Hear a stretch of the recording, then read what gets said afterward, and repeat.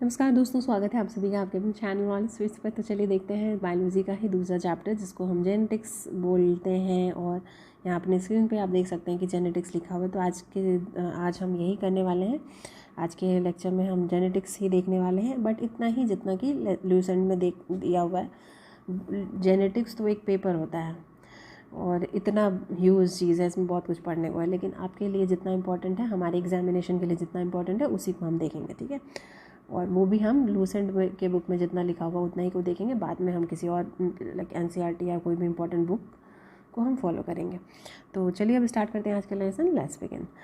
तो सबसे पहले the process of transfer of hereditary character from one generation to next generation is called genetics. तो genetics है क्या?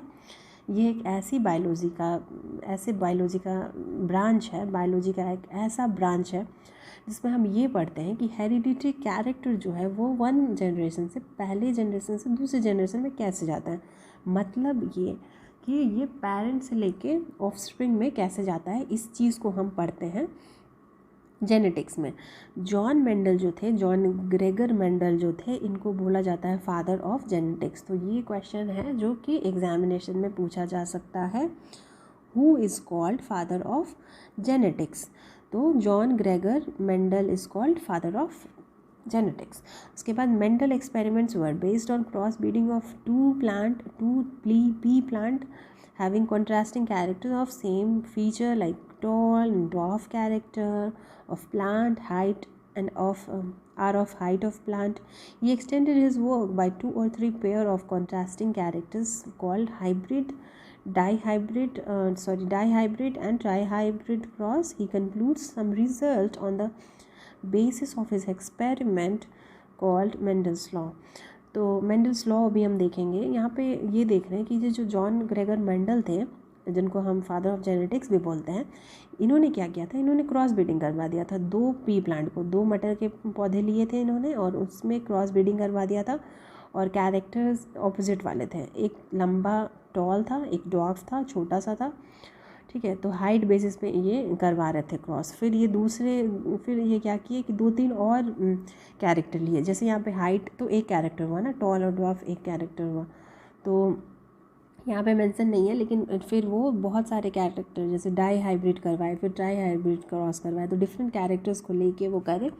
और फाइनली उनको पता चला कुछ लॉ के बारे में। कुछ लॉ होता है जेनेटिक्स में, और वो लॉ क्या है, मेंडल का लॉ, वो हम अभी देखेंगे।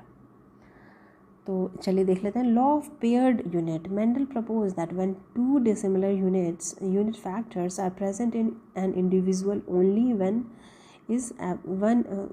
one is able to express. One that express itself is dominant unit factor, and other which fails to express is recessive unit factor. For example, tallness is dominant over dwarfness, ठीक है। तो ये बोल रहा है कि ये जो होते हैं, ये जो फैक्टर्स होते हैं, किसी भी इंडिविजुअल में फैक्टर्स होते हैं, ठीक है, ये एक्सप्रेस करेंगे अपने आप को। जैसे कि किसी के मम्मी डैडी टॉल हैं, ठीक है, तो वो जो ऑफस्प्रिंग होगा वो अगर टॉल है तो इसका ये मतलब है कि डोमिनेंट कैरेक्टर था, टॉलनेस जो था वो डोमिनेंट कैरेक्टर था और वो फिर से एक्सप्रेस हुआ। और अगर नहीं होता वो टॉल, वो डॉफ होता, तो इसका ये मतलब है कि वहाँ पे जो टॉलनेस था वो डोमिनेंट कैरेक्टर नहीं था, वो रेसेसिव कैरेक्टर था, वो छुप गया।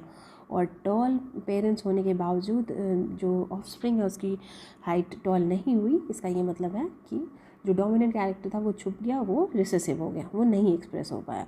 तो यहाँ पे आपको 2 चीज़ पता चल रहा है। पेयर्ड यूनिट होते हैं, एक जो डोमिनेंट होता है, इसका ये मतलब कि अपने आप को एक्सप्रेस कर रहा है वो यूनिट, और एक वो ऐसा जो नहीं एक्सप्रेस कर पा रहा है, तो वो हो जाएगा रिसेसिव। चलिए फिर नेक्स्ट देखते हैं हम। दूसरा जो लॉ है इनका, ये है law of dominance. Of spring of cross breed parent only saw dominant characters in F1 generation. तो F1 जनरेशन आपको पता चलेगा कि पहले बार जो क्रॉसिंग करवाते हैं उसको F1 कहते हैं, फिर दूसरे बार जो क्रॉसिंग करवाएंगे उसको F2 कहेंगे। तो ये सब उतना इंपॉर्टेंट नहीं है, बस यहाँ पे ये इंपॉर्टेंट है कि लॉ ऑफ डोमिनेंस होता है, जिसमें कि बोला जाता है कि पहला जो जनरेशन का क्रॉस ओवर होगा इसमें डोमिनेंट कैरेक्टर्स ही दिखते हैं। सेग्रीगेशन में क्या बोला जा रहा है, इसमें ये बोला जा रहा है कि F2 जनरेशन जो होगा इसमें both the character which is governed by gene are separated. तो F2 जनरेशन में अगर आप देखेंगे तो इसमें क्या होगा कि जो दो कैरेक्टर्स होता है वो सेपरेट हो जाता है, सेग्रीगेट हो जाता है, इसीलिए इसका लॉ ऑफ सेग्रीगेशन नाम है। Law of independent assortment during dihybrid and trihybrid cross, 2 or 3 pairs of characters are taken. These characters segregate separately without depending on other in F2 generation। ठीक है, तो ये जो होता है इंडिपेंडेंट असॉर्टमेंट में क्या बोल रहा है, इसमें ये बोल रहा है कि 2-3 पेयर तो कैरेक्टर्स को लेके चला जाता है। तो ये क्या होता है, ये सेग्रीगेट करते हैं और ये डिपेंड नहीं होते हैं F2 वाले जनरेशन में, अलग सा ही कुछ कैरेक्टर दिखेगा। जैसे कि आप लोगों को तो यहाँ पढ़ना नहीं है, बट ऐसा होता है कि रेड कलर और येलो कलर को मिला के दो जनरेशन का क्रॉस ब्रीडिंग करवा रहे हैं और फाइनल प्रोडक्ट जो होगा वो पिंक कलर दिख रहा है, तो इसमें क्या होता है कि तीसरा ही कुछ दिखने को मिलता है। तो यहाँ पे उस टाइप को बोलते हैं इंडिपेंडेंट असॉर्टमेंट हो रहा है। फिर टर्म्स रिलेटेड टू जेनेटिक्स, यहाँ पे कुछ कुछ टर्म्स है उसको देख लेते हैं हम लोग। ठीक है, तो पहला जो टर्म है वो है linkage. Linkage is exception of Mendel law to when two different genes are present on the same chromosome, their effects take place together instead of independently। ठीक है, तो मेंडल लॉ का एक्सेप्शन है ये linkage.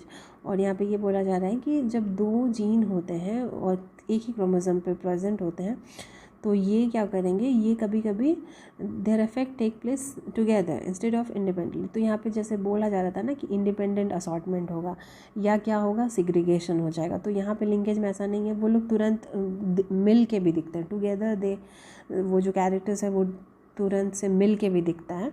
And this phenomenon is called linkage. और ये इसको coin किसने किया था, इसको कॉइन किया था मॉर्गन ने। ठीक है, म्यूटेशन क्या होता है, म्यूटेशन होता है sudden change in gene which is heritable from one generation to other. तो म्यूटेशन अचानक से कोई चेंज हो जाएगा, जैसे कि कोई जनरेशन चल रहा है लंबा लंबा लंबा लंबा लंबा लंबा, अचानक से वो छोटा हो रहा है, तो ये सडन चेंज होगा, अचानक से जो चेंज होता है वो होता है म्यूटेशन। म्यूटेशन को किसने कॉइन किया था, ह्यूगो डिवारिस ने कॉइन किया था। तो ये इंपॉर्टेंट है, आपको याद रखना है। Linkage was coin by Morgan, mutation was coin by Hugo de Vries. Variation क्या होता है, वेरिएशन के बारे में देख लेते हैं। When characters are transmitted from one generation to next generation there is some change.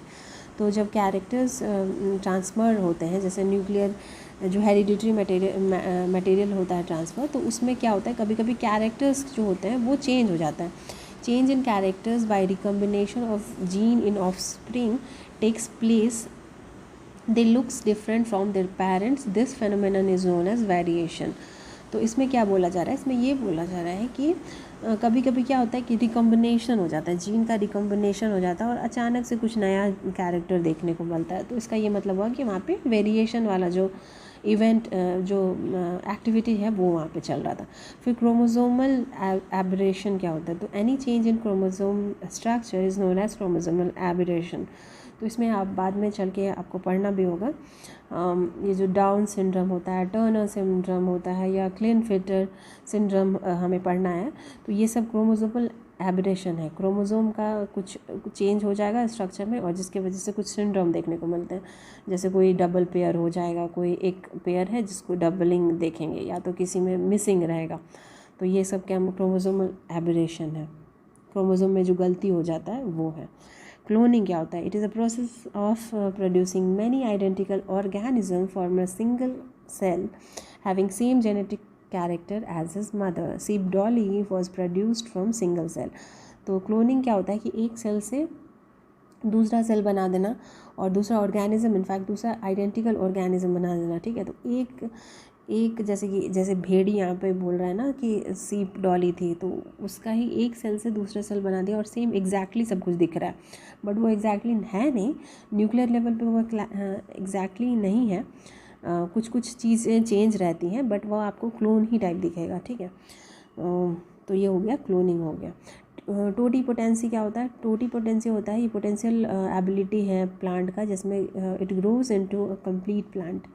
तो एक सिंगल सेल आप लेंगे और वो सिंगल सेल पूरा प्लांट में बन जाएगा, तो इसको हम क्या बोलते हैं, इस एबिलिटी को हम बोलते हैं टोटीपोटेंसी। प्लूरियोपोटेंसी किसको बोलते हैं, तो हम it is the potential ability of a cell to develop any kind of cell of animal body. तो ये क्या है, it is potential ability of cell to develop any kind of, अच्छा ठीक है। तो यहाँ पे बेसिकली आप ऐसे देख लीजिए, प्लांट में जो होता है वो टोटीपोटेंसी होता है, प्लूरोपोटेंसी कब होगा, वो होगा एनिमल सेल में। एक एनिमल सेल का एक यूनिट जो पूरे ऑर्गेनिज्म में बन जाएगा वो होगा प्लूरोपोटेंसी, और एक छोटा सा सेल जो पूरा प्लांट बन जाएगा वो हो जाएगा टोटीपोटेंसी। जीएमओ क्या होता है, जेनेटिकली मॉडिफाइड ऑर्गेनिज्म जो होता है, ये क्या होता है कि कोई भी जीन को कटिंग कर देंगे या सेगमेंट जो है वो उसको ज्वाइन कर देंगे, अपने हिसाब से उसको बनाएंगे, और वो जो बनेगा वो जेनेटिकली मॉडिफाइड ऑर्गेनिज्म बनेगा। जैसे कि गोल्डन राइस के बारे में आप देखेंगे कि उसमें वो लाइजीन रिच होता है, प्रोटीन रिच होता है। तो देखिए राइस को हम लोग कैसे जानते हैं कि कार्बोहाइड्रेट्स का ये सोर्स है ना, बट अब ऐसे राइस को बनाया जाता है जिसमें प्रोटीन भी रहता है। तो ये क्या हो गया, ये जेनेटिकली मॉडिफाइड और प्लांट्स हो गया, जिसमें हमें अपना जो भी डिज़ायर्ड हमें चाहिए वो सब हम उसको डाल के बनाते हैं एक प्रोडक्ट, और उसको हम बोलते हैं जेनेटिकली मॉडिफाइड ऑर्गेनिज्म। और ये जो प्रोसेस है, किस प्रोसेस से करते हैं ये सब, तो इस प्रोसेस को हम बोलते हैं जेनेटिक इंजीनियरिंग। नेक्स्ट है ऑटोजोम्स। ऑटोजोम्स क्या होता है, chromosome found in cell which is responsible for characters other than sex are autosomes. तो जो कैरेक्टर्स आता है, कैरेक्टर्स जो आते हैं, और वो टाइप के जो क्रोमोसोम्स होते हैं जो कैरेक्टर्स देंगे लेकिन सेक्सुअल नहीं होते हैं, सेक्सुअल क्रोमोसोम नहीं होते हैं, वो सेक्स क्रोमोसोम नहीं होता है, तो उससे वैसे क्रोमोसोम को हम बोल देंगे autosome. The pair of chromosome which determine sex of organism is called sex chromosome. तो ऐसे क्रोमोसोम जो सेक्स डिटर्मिनेशन में काम आएंगे उसको हम सेक्स क्रोमोसोम बोलते हैं, और जो कैरेक्टर्स देते हैं वो उसको हम ऑटोसोम्स बोलते हैं।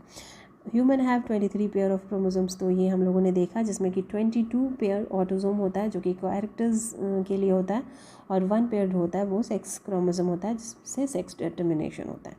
जीनोम क्या है, तो all gene present in haploid cell is called genome. तो एक हैप्लॉइड सेल जो होता है इसमें जितना भी जीन होगा उसको हम बोलते हैं जीनोम। ठीक है, तो यहीं पे ये वाला चैप्टर 5th चैप्टर कंप्लीट होता है जेनेटिक्स। आगे हम देखेंगे, हाँ यहीं पे तो सारा देखना है, मैं सिंड्रोम सब सारा क्रोमोसोम। तो ये बहुत इंटरेस्टिंग चैप्टर है और ये बहुत ही इम्पॉर्टेंट चैप्टर है, तो इसको भी हम देखेंगे नेक्स्ट चैप्टर में, लेकिन नेक्स्ट वीडियो में। आज के लिए बस यहीं पे स्टॉप करते हैं, इसको वाइंड अप करते हैं आज के लेसन को। अगर आपको वीडियो पसंद आता है तो इसको, और आपको लगता है कि ये बेनिफिशियल हो सकता है किसी और को भी, तो इसको प्लीज़ काइंडली शेयर कर दीजिए। आज के लिए बस इतना ही। Thanks for watching.